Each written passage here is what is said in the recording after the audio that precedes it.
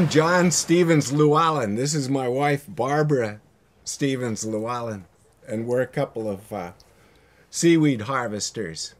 A whole lot of the society still gets that, what do you do with this stuff? You know, when they find out I'm in the business. Oh, they see us harvesting it.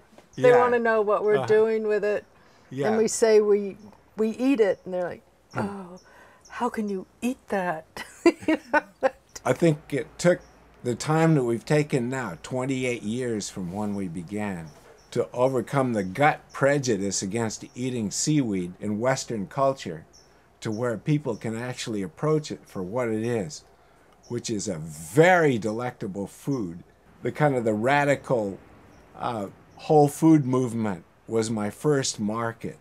You know, I was thrown out very politely by the Chinese. Then I discovered there was something called the macrobiotic movement. I realized that they were the only ones who were really eating the stuff that we had here. And so I named it wakame kombu because their Bible told them to eat that, you know. We get up really early and we go out and we trim all our seaweed and we bring it all back and we spread it out to dry, and it starts raining, so we have to bundle everything up and bring it in and put it in the little seaweed house, and then take it out the next morning and spread it out and try and get it dry. And if the weather keeps up for a few days like that, then we're pretty busy.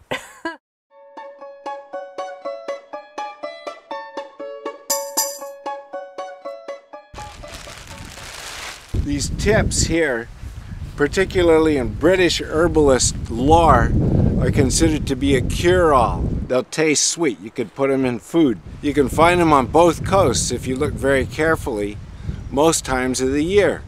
And in my taste, they're one of the best ones to eat raw. Take a nice bite. And the goopier they are, the better they are.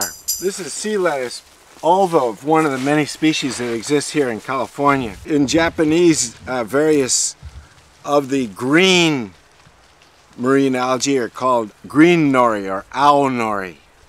I like it better fresh, raw. You can chop it up mildly and put it in a salad, you know. Some people crave that sharp taste of the dried sea lettuce. This is the basis of all the Japanese soup stock, is dashi kombu. It's a laminaria. Already the cells are starting to break up and exude that amazing gel that's one of the key characteristics of kombu. The people who hang it either love it or hate it. If you go into a spa and get a seaweed wrap, there's probably going to be something from laminaria. This is Mendocino nori. The same genus as the nori that they make the sushi sheet nori out of. You need to tenderize it a little bit because it's only 2 cells thick. In the 1980s, it was really set back quite a bit by the warm waters that they called El Nino. This year, the waters have been extremely good for this seaweed. I don't know why, it's just a mystery to me, but it's a beautiful thing to live with. Start out with the roasted or fried nori. Just, you know, is the first thing. It's just like meat. I've taken some of our sun-dried nori and cut it up into little bite-sized pieces, and I drop it in and take it immediately out. And this is wonderful as a garnish, salads, put it as a side dish. Most people think of seaweed as something green. It's slimy. Sea palm would be a good introduction to that. We're gonna make a simple sea vegetable salad using the sea palm. These are sea vegetables from Mendocino Sea Vegetable. It's not a strong fishy sea vegetable like arame or hijiki. A little bit of that pungent radish bite. Got a little bit of scallions because I want a little bit of allium punch. Take some lettuce, so you have a little gems, a little romaine, a little bit of cabbage. I'm gonna add a little bit of toasted sesame oil to give it a little bit of that toasted nutty nuance. I'm gonna toss it around. A bit of Szechuan pepper. That's where the little bit of bite is gonna come from. We got some little toys and frills on hand. Got a little coil beet string. And there you go. This is a sea vegetable salad with sea palm dressed in a little bit of a tahini ginger vinaigrette. So my favorite seaweed for that is the Mendocino wakame. Really good green tea. So I'll just put a little bit of that in there. Let's just let it steep for a few minutes. Okay, somebody's got to come and try this and review it. I don't taste as much as I would expect the seaweed. I was thinking Genmai cha. These people are fools. It tastes nothing like Genmai cha. It tastes like broth or salty tea. Oh yeah, that's good stuff. It really is.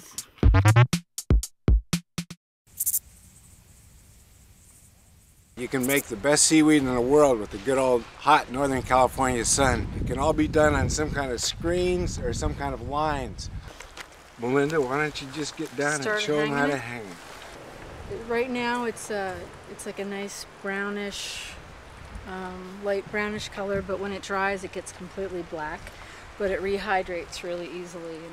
I'm lining them up by centers here.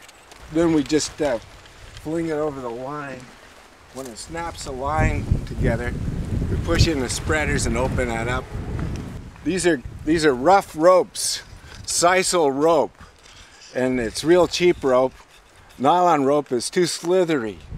Now people have all different methods of drying. I think maybe we're the only ones who are still using this kind of this really cheap rope method. By the time it's dry, we want the mid ribs to crack. Snap, because all the seaweeds start to decay immediately. They each have their own mood. See, the olaria is not too bad, but if you keep it like for a couple or 3 days damp, then it'll go sour and then it's done for. We tried to pick it really clean from high rocks with nothing on it. The freshwater rinse tends to take away a lot of the taste and nutritional value, so we try to avoid that.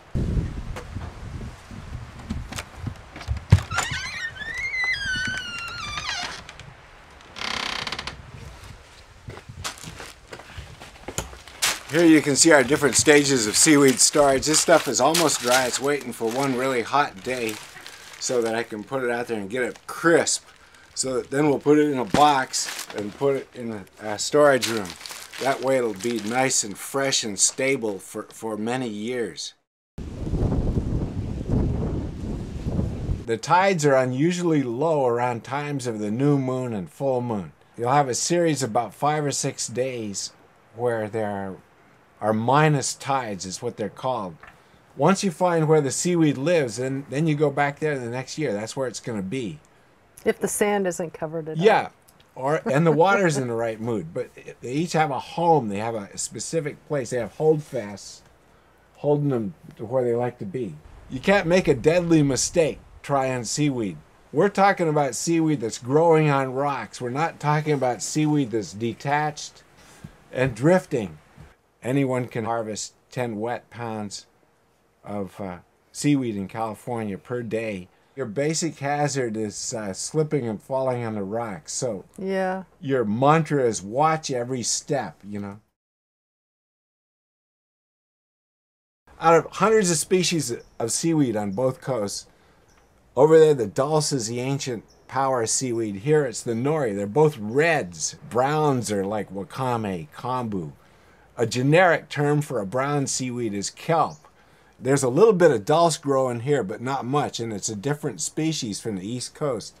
You read the history of it, the first people who came from France, Brittany, and everything, unless they learned from the natives how to live on the land, they died, you know. In northern Maine and the maritime provinces of Canada, I saw old grandmothers who go back to those first days of survival.